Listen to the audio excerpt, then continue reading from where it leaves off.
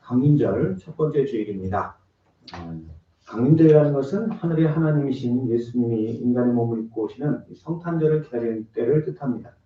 대림절이라고도 하고 대강절이라고도 하고 다 같은 말입니다. 어쨌든 우리가 기다리며 주님을 맞이할 준비를 하는데 아무것도 하지 않고 있는 게 아니고 준비하는 기간입니다. 사실 사람은 무엇이든 잘 준비하는 삶이 되어야 합니다. 오늘 보신 동영상에도 채비라는 말을 쓰는데 한국말 순수한 말이죠. 네? 뭐라고 말씀하셔야 돼요? 뭐든 잘 준비를 해야 돼요. 잘 준비하는 인생이 보다 나은 삶으로 이어지게 되어 있습니다. 어디 놀러 갈 때에도 앞에 나가서 불을 노래 하나 잘 연습하고 준비한 사람은 칭찬받게 되어 있습니다. 물론 타고난 음치는 잘 준비해도 소용이 없어요. 그냥 가만히 계시는 게 나은데 그래도 옷이라도 좀 잘 입고 가고 그러면 대충 준비하고 가는 것보다 낫잖아요. 또 잔치집에 갈 때에도 잘 준비된 옷을 입고 가면 사람들이 인정해 줍니다. 우리 인생 전체를 봐서도 마찬가지입니다. 학생은 시험을 준비하는 삶이라 할 수 있죠. 중간고사, 기말고사, 진급시험, 진학시험 모든 시험에서 준비를 더 잘하는 학생이 그렇지 않은 학생보다는 결과가 더 좋습니다. 준비가 안 된 학생은 이런 준비가 없는 학생은 그 준비를 안 하고 있을 때는 좀 즐거울지 몰라요. 자기 욕심은 즐겁게 하고 뭐 그런 살지 몰라도 피할 수는 없잖아요. 시험 보고 나면은 모든 즐거움은 다 사라지는 거예요. 아픔만 남죠. 준비해야 됩니다. 우리가 가정을 이루는 것도 마찬가지예요. 남편과 아내가 되기 위해서 준비가 되어야 됩니다. 준비가 되어야 행복한 가정을 이룰 수 있어요.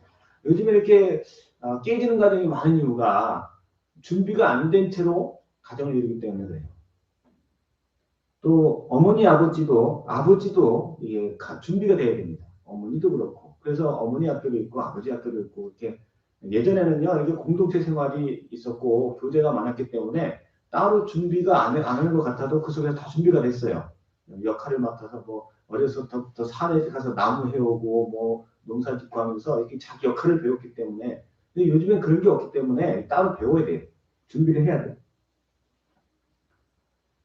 전쟁을 치를 때도 준비를 잘한 쪽이 승리할 확률이 높습니다. 당연한 거죠. 준비를 못하면 이런 정말 끔찍한 아픔과 비극을 피할 수가 없습니다. 우리 믿음의 성도는 무엇보다도 주님이 이 땅에 오심을 기다리며 합당한 준비를 해야 하는 것입니다.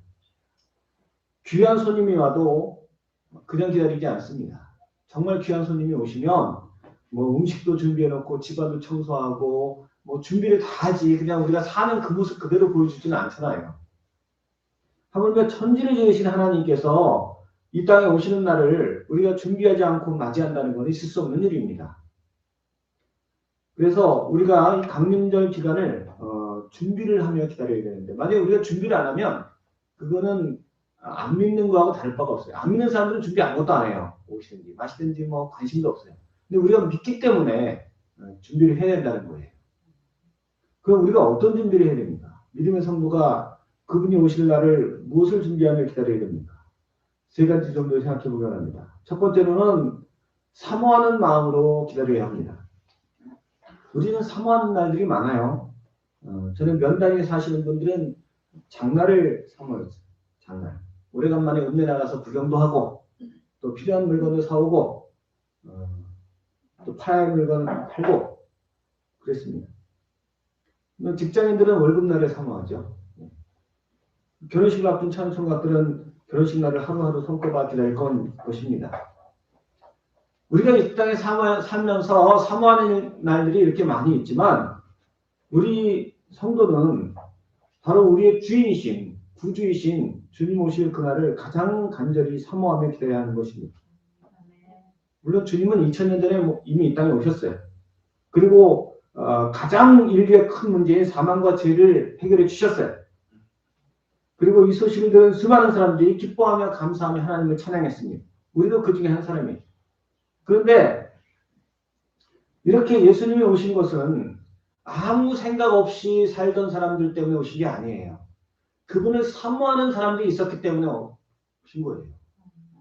하나님은 아무에게나 은혜 주시지 않아요. 물론 뭐 햇빛이나 뭐 공기나 이런 보편적인 은혜는 주시죠. 그런데 특별한 은혜는요, 사모하는 자에게 주세요.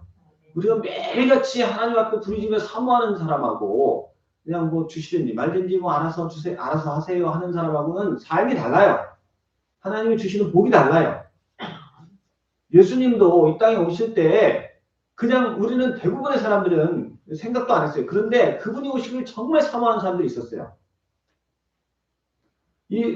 그분이 왜 오셔야 되냐 하면 세상에 죄가 들어온 순간부터 사람들은 고통을 느끼기 시작해요. 죄가 오면요, 사람들이 이게 고통스러워져요. 내가 죄 지으면 내가 예를 들어서 누구를 때렸다. 그럼 그날부터 편해?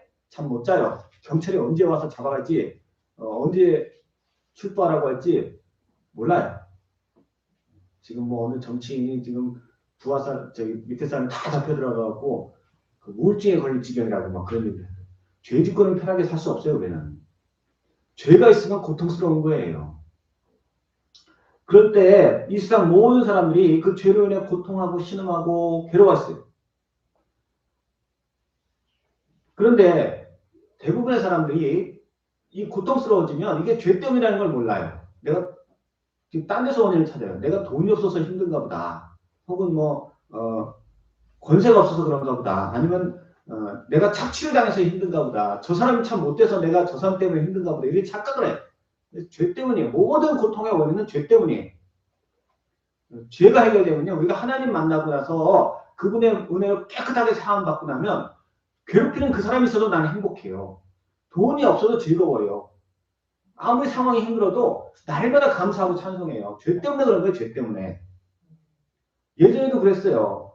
그래서 이런 죄 때문에 사람들이 고통스러워지자 말씀을 받은 이스라엘 백성들 외에는 이스라엘 백성들은 말씀을 받았기 때문에 알아요. 그런데 그렇지 않은 다른 세계의 모든 사람들은 이게 저놈 때문인가 봐. 내가 먹을 게 없어서 그런가 보다. 아니면 저 나라 때문인가 보다. 그래서 서로 죽이고 막 서로 파멸시키고 죄 문제를 해결하기 위해서 맨날 싸우고 죽이고 막 맨날 그래서 인류 역사가 전쟁의 역사예요. 맨날 빼앗고 조그만 마을 단위에서부터 치고받고 그때는 그걸 나라라고 그랬어요. 부족 국가 좀 더 커진 다음에 이제 힘을 더 모아서 이제는 아주 지역을 더 넓혀서 큰 나라가 돼서 또 싸우고 힘만 모이면 또 싸우고 어느 정도 쉬었다가 또 힘을 모이면 또 싸우고 전쟁의 역사예요. 그렇게 서로 죽이고 죽고 막 이런 상황에서 이스라엘 백성들만은 구원자를 사모했어요. 싸움을 해결하려는 게 아니고 이 죄의 문제는 하나님이 구원자를 보내주셔야 해결되는 것이다. 그들은 믿었어요. 이러한 사모함으로 인해서 예수님이 이 땅에 오신 거예요. 물론 이스라엘 백성들도 우상을 섬기고 하나님의 말씀에서 멀어질 때는 이 사실을 잊어버려요. 그래서 하나님의 징계를 받습니다. 그럼에도 불구하고 하나님은 그 중에서도 신실한 몇몇 사람을 남겨놓고 그들로 하여금 구원자를 사모하게 하셨어요. 그 대표적인 사람 중에 하나가 누가복음 2장 28절에 기록된 시몬이라는 사람이죠.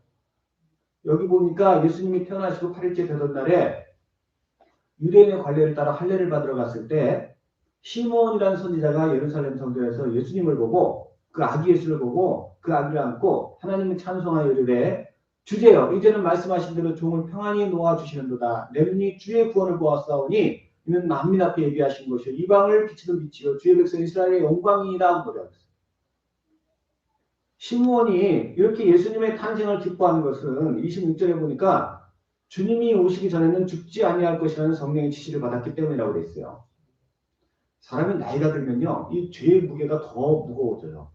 젊었을 때는 그래도 그냥 세상 것을 즐기면서 뭐 이렇게 살아요. 그런데 나이가 들수록 여전히 죄가 있으면 몸도 쇠약해지죠. 여기저기 아파오죠. 생각도 짧아지고. 그래서 무슨 생각하냐면 빨리 세상 마감하고 싶다 이런 생각을 하게 돼 있어요. 죄의 무게를 이기기 힘들어서. 그러나 구원자를 만나지 못하면 이 세상의 고통과는 비교할 수 없는 더 무서운 곳으로 가는 거예요. 그리고 세상의 모든 사람들은 이러한 운명을 피할 수가 없습니다. 그런데 하나님께서 특별히 시므온에게 은혜를 베푸셔서 너가 구원자를 꼭 보고 갈 거야. 이 말은 너는 반드시 천국 갈 거야 이런 얘기예요. 그래서 시므온이 너무나 고통스러운데 삶이 너무너무 힘든데 이게 자꾸 나이가 들수록 너무너무 힘든데 언제 구원자 오시나요? 구원자가 오시옵소서 날마다 사모하는 거예요. 그리고 마침내 오셨을 때 하나님 감사합니다. 구원자를 보게 하시니 감사합니다. 그가 그렇게 사모했기 때문에 사모하지 않은 우리도 덕을 받았어요. 우리는 안 사모했잖아요. 그런데도 그가 사모했기 때문에 그가 구원받은 것처럼 우리도 구원받게 된 거예요.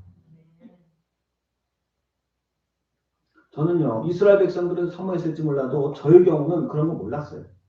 어려서 누가 교회 가자 그러면 성탄절날 선물 주니까 한번 나가고. 전혀 예수님 사모하지 않았어요. 예수님을 사모하는 것보다 좋은 직장 가고 좋은 대학 가고 뭐 그런 것만 사모했어요. 저는 예수님을 만날 자격도 조건도 하나도 없는 사람이에요. 그 시므온 같은 사람이 대신 사모해 줬기 때문에 나는 그냥 곁다리로 그냥 주님 만나서 이렇게 목사까지 됐어요. 얼마나 감사한지 몰라요. 저뿐인가요? 이스라엘 사람들이 아닌 말씀을 받지 않은 모든 이방 사람들이 다 대부분 저와 같은 그런 입장이었을 거예요. 그러므로 이제 은혜를 입은 우리가 이제 사모해야 돼요. 아직도 주님을 만나지 못한 사람이 수록 빽빽히 많아요. 우리 주변에. 내가 사랑하는 사람, 내 가족, 내 자녀들이 아직도 주님을 몰라요. 우리 주님은 죄와 사망의 문제를 해결해 주셨고 죄와 사망의 문제를 해결해 주셨다는 건 인생의 모든 문제를 다 해결해 주실 수 있다는 뜻이에요. 또 그분만이 유일한 해결자세요. 그분 외에는 다른 길이 없어요. 그분이 해결해 주셔야 아무런 문제가 안 생기지. 주님을 빼고 내가 내 방식으로 해결하려고 하면 꼭 문제가 터져요. 죄 때문에 옛날에는 다 서로 죽고 죽이고 했다고 했잖아요. 빼앗지 않으면 빼앗기고 내가 짓밟고 올라서지 않으면 내가 짓밟히고 그게 이 세상 죄로 물든 세상의 법칙이에요. 오직 주님만이 아무런 피해 없이 나를 높여주시고 나를 부욕케 하시고 나를 평강하게 하시는 분이세요. 이분만이 해결자세요. 이분을 만나지 못한 사람이 너무나 많아요. 그분이 그들에게 오시기를 또 나에게도 필요해요. 나도 여전히 문제가 있는데도 주님을 안 찾을 때가 있잖아요. 나에게도 오시옵소서. 내가 사모해야 돼. 내가 사모해야 나도 해결받고 내 주변 사람들도 해결받을 수 있습니다. 우리 성도님들께서 강림절 기간에 성탄절 기간에 세상 사람들처럼 똑같이 그냥 성탄절이니까 즐기자. 성탄절이니까 교회에서 무슨 특별한 예배 하나 보다. 내가 그거나 준비하자. 이런 생각하지 마시고 사모하시기 바랍니다. 내게 성령님이 필요합니다. 내게 주님이 필요합니다. 내게 옷이 없어서 사모하시기 바랍니다. 나의 사모함으로 내 문제가 해결되고 내 사랑하는 사람들이 구원받을 은혜가 임하게 될 줄 믿습니다. 두 번째로 우리가 이 강림절 기간에 간절히 기도하며 그분을 기다려야 합니다. 우리가 그분이 오시기를 간절히 기도해야 할 이유는 이 세상을 장악한 사단이 그분이 오시는 걸 기뻐하지 않아요. 사단은요, 예수님이 오시면 자신이 이루는 모든, 자기가 빌드업해놓은 모든 것이 다 파괴될 줄 알아요. 요한에서 3장 8절에 하나님의 아들이 나타나신 것은 마귀의 일을 멸하려 하심이라 하고 말씀하셨어요. 그래서 어떻게든지 예수님이 이 땅에 오시지 못하게 하기 위해서 수많은 계략을 꾸몄고 지금도 각 사람에게 예수님이 오지 못하도록 역사하고 있어요. 이 사단의 방법은 우리의 생각을 초월할 정도로 잔인하고 집요합니다. 예수님이 처음 이 땅에 오셨을 때 권력자인 헤로드 왕을 통해서 역사하기 시작합니다.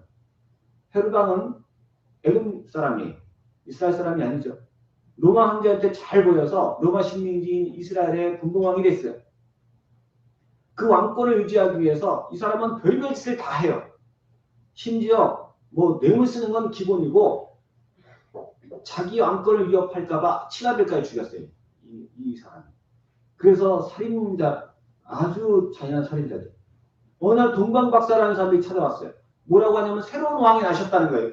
어떻게 생각하겠어요, 이 사람이. 내 아들까지 죽여가면서 유지하는 이 왕권을 새로운 왕이 나? 그래서 어디서 태어났는데? 서기관들이 베들레헴이라고 그래요. 그래서 베들레헴에 사는 모든 2살 이하의 아이, 언제 태어난지 모르니까 2살 이하의 아이들은 다 죽여버려요. 마귀의 방법은 이렇게 잔인합니다. 어린애들만 골라서 다 죽여요. 이번에 러시아가 우크라이나 전쟁을 하는데 제가 뉴스를 가끔 보다 보니까 러시아가 전황이 불리해지자 후퇴하면서 세뇌시켜서 러시아인을 만들기 위해서 점령지에서 수만 명의 어린아이들을 납치해갔대요. 졸지 아이를 잃은 부모들은 어떻겠어요? 그것도 한둘도 아니고 수만 명이. 자기네 러시아 인구 늘리려고 아이들을 그냥 납치해가는 거예요. 발전소 기반시설을 공격해서 점점 추워지는데 민간인들이 난방을 할 수가 없대요. 아니 전쟁을 하면 군인하고 싸워야지 왜 민간인 난방시설을 다 파괴하냐고요. 전기가 끊어서 손전등을 켜고 환자를 수술한대. 미사일로 유치원을 공격하고 산부인과를 공격해서 신생아를 죽이는 만행은 서슴지 않아요. 우리가 생각할 때 이게 말이 되는 짓이에요? 사람이 어떻게 이런 일을 할 수 있어요? 사람도 그렇게 한다면 그 배후의 역사하는 사단의 방법은 상상을 초월한다는 걸 우리가 기억해야 돼요. 이걸 꼭 기억해야 돼요. 사단이 절대 신사적이지 않아요. 자기 목적을 달성하기 위해서는 무슨 수를 쓰는 것이 사단이에요. 예수님이 필요한 사람들에게 예수님이 알려지지 않도록 지금도 역사합니다. 이것을 막기 위해서 우리 거듭난 성도는 기도로 주님 오심을 기다려야 됩니다. 누가복음 2장 36절에 보니까 아셀지파 비누엘의 딸 안나라는 여선지자가 있어서 결혼한 후 7해 동안을 남편과 함께 살다 과부가 되고 84세가 되었다. 이 사람이 성전을 떠나지 아니하고 주야로 금식하며 기도하며 섬겼다고 했어요. 84세가 된 과부 되신 분이 주야로 금식하면서 뭘 위해 섬겼겠어요? 나 잘 먹고 잘 살자고? 내가 무슨 영화를 누리겠다고? 그렇게 되신 분이 뭔 영화를 누릴 게 있겠어요? 그분이 예수님을 보시고 그렇게 기뻐하고 감사했어요. 그분이 기도하신 것은 약속하신 구원자 예수 그리스도가 오시는 것임을 믿습니다.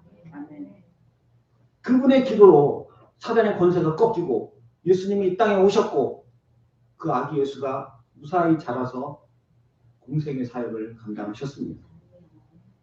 이런 분들의 이 안나라는 분 같은 수많은 사람들의 기도로 하나님의 나라가 이루어지고 있는 거예요.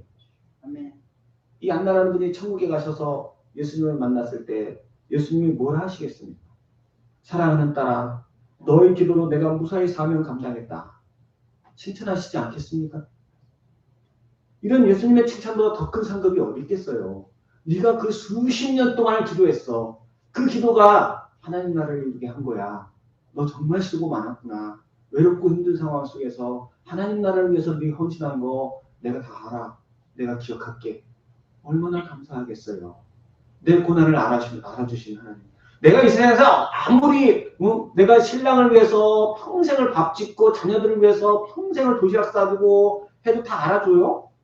자녀가 우리 엄마 너무너무 나를 키우는데 수고하고 애썼어. 저도 잘 몰라요. 우리 어머니 그렇게 고생하고 아버지 없이 저 키웠어도 제가 우리 어머니 그렇게 고마워요. 어머니 그래도 솔직히 100% 모르겠어요. 근데 하나님은 아세요. 예수님은 아주 속속들이 아세요. 네가 수고 많았구나. 그리고 내가 몰랐던 것까지 가르쳐주세요. 네 기도로 얼마나 잔인한 사단의 공격이 막혔는 줄 아냐? 네가 기도했기 때문에 얼마나 더러운 짓이 막혔는 줄 아냐? 그때 가서 다 깨닫게 하실 거예요.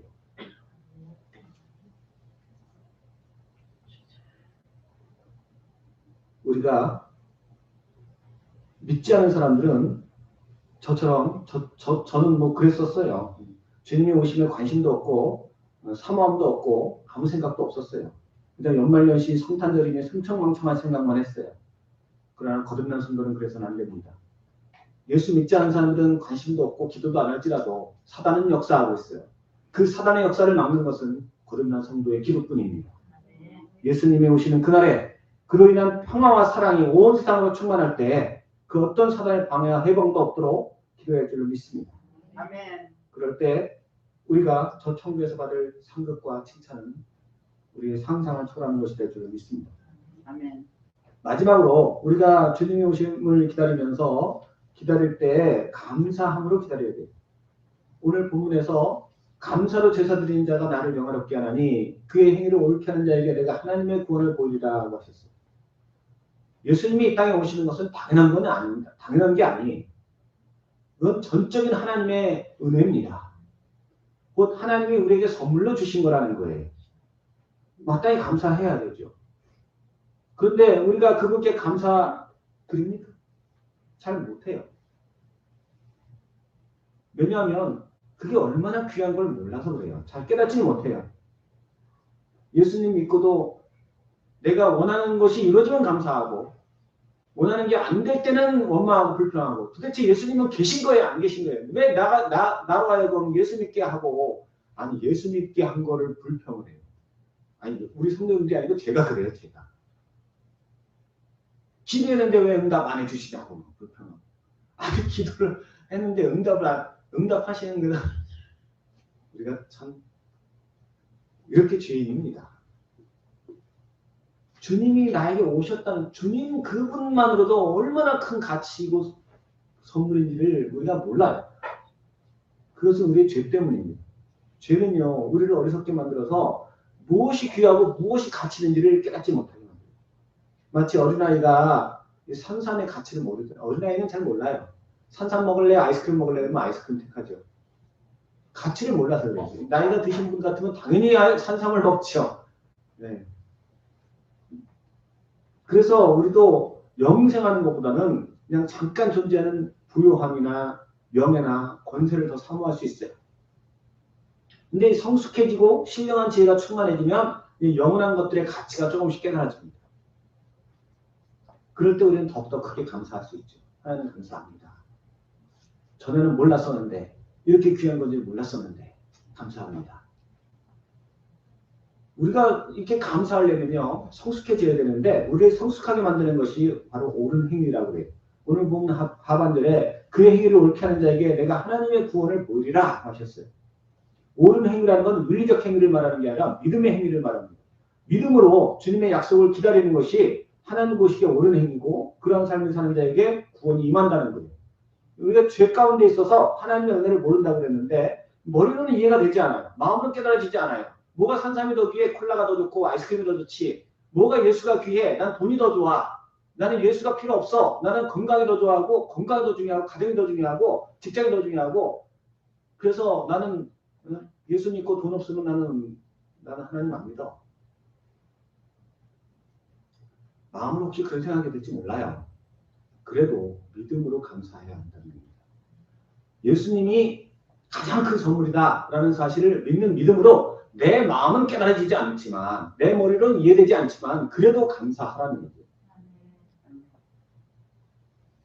이스라엘 백성이 아닌 한 이방인이었던 저나 우리 성도님들이나 처음부터 내가 영생을 얻어야지 하고 교회 나온 사람은 없어요.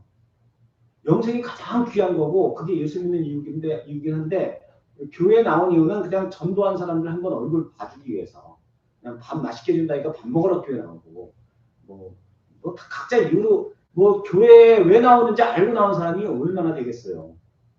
그런데 신앙생활 하다 보니까 예수님이 좋다는 걸 조금씩 아는 것 같아요. 이제는. 하나님께서 믿는 자에게 은혜를 주시는 분이십니다. 내 머리로는 이해가 안 돼도 믿음으로 감사합니다. 믿음으로 내가 주의 예배 지키겠습니다. 믿음으로 구합니다. 하는 자에게 그 약속대로 이루어주시는 분이세요. 그래서 우리가 예수 믿고도 여전히 지혜가 없어서 세상 것 바라보고 있고 또 세상적인 것을 추구할 때도 있지만 그럼에도 불구하고 내 마음 한켠에 주님이 들리시지 내가 그것 떠날 수 없어. 주님 주셔서 감사합니다. 나에게 영생 주셔서 감사합니다. 그러면 그 믿음만큼 조금씩 지혜가 넓혀져요. 그래서 더욱더 감사할 수 있는 거예요. 하나님 더욱 감사합니다. 이 감사가 끊이지 않게 되면 이제 세상 것들을 포기할 수가 있게 돼요. 이건 정말 필요 없는 것이었구나. 신령한 지혜가 충만해질수록 이런 것들은 아무 가치가 없는 것이구나. 물론 사람마다 달라요. 이렇게 되는 사람이 있는가 하면 저는 그런 케이스죠. 어떤 사람은 하루아침에 바뀌는 사람도 있어요. 사도 바울처럼. 그래서 그냥 다 갖다 포기하고 그냥 오직 주님만 섬기는 그런 분도 있긴 해요. 소수지만 그런 쪽이 더 좋긴 해요. 그러나 이렇게 저 같은 케이스도 괜찮아요. 자꾸 세상적으로만 돌아가지 않으면 돼요. 그래서 우리가 자꾸 감사함으로 이왕이면은 그런 쪽을 추구하시기 바랍니다. 혹시 이 중에서 사도 바울이나 아니면 하여튼 그렇게 훌륭한 믿음의 선진들이 나오면 좋겠어요. 그래서 제가 그분을 우리 집사님은 정말 내가 보고 배워야 돼. 난 그분만 보면은 난 예수님 보는 것 같아. 라는 그런 고백이 많았으면 참 좋겠어요. 저 같은 사람은 되지. 저 같은 사람만 되지. 아니, 그러니까 저 수준에 머물러게. 아니, 하여튼 그렇습니다. 그래서 우리가 감사할수록 그 은혜를 깨닫게 되고 주님이 귀하다는 사실을 알게 되면 우리 인생에 다른 게 다 필요 없어요. 그게 제일 기뻐요. 우리 인생에서요. 제일 행복한 게 뭡니까? 나 같은 사람에게 이렇게 좋은 선물을 주셔서 너무너무 감사합니다. 그거 깨닫는 게 제일 행복한 거예요. 우리 인생의 최고의 행복은 예수가 나의 구원자 되셨다는 사실을 깨닫는 거예요. 이거 깨닫는 사람은 세상 다른 거 필요 없어요. 이거 깨닫는 사람은 로또 복권을 수백 번 맞는 것보다 훨씬 더 좋아요. 이거 깨닫는 사람은 대통령이 되는 것보다 훨씬 나아요. 하나님은 이미 우리에게 주셨어요. 우리가 깨닫지 못하고 살아가는 것뿐이에요. 얼마나 안타까워요. 오늘 본문 말씀에 감사로 제사를 드리는 자가 나를 영화롭게 하고 그의 행위를 옳게 하는 자에게 내가 구원을 보이리라. 감사하면서 우리가 예수님 오신 그날을 기다려야 하는 이유가 여기 있습니다. 정말 행복해지기 위해서. 진짜 만족한 것이 무엇인지 내가 보기 위해서. 내가 경험하기 위해서. 내가 마음을 다하여 하나님을 찬양하기 위해서. 우리는 감사하면서 그날을 기다려야 합니다. 아멘. 우리 모든 성도님께서 이제 성탄절을 4주 앞둔 이 강림절을 맞이해서 내 사랑하는 가족과 내 주변의 모든 사람들의 삶의 죽음의 문제를 해결해 주신 유일한 구원자. 그리고 여전히 내 속에 역사하는 모든 삶의 문제를 해결해 주실 유일한 길이신 예수님. 그분이 오심을 사모하시고 기도하시고 감사하심으로 진정으로 주님 앞에 찬양과 영광을 돌리시는 복된 성도님 되시기를 예수님의 이름으로 간절히 축원합니다. 아멘.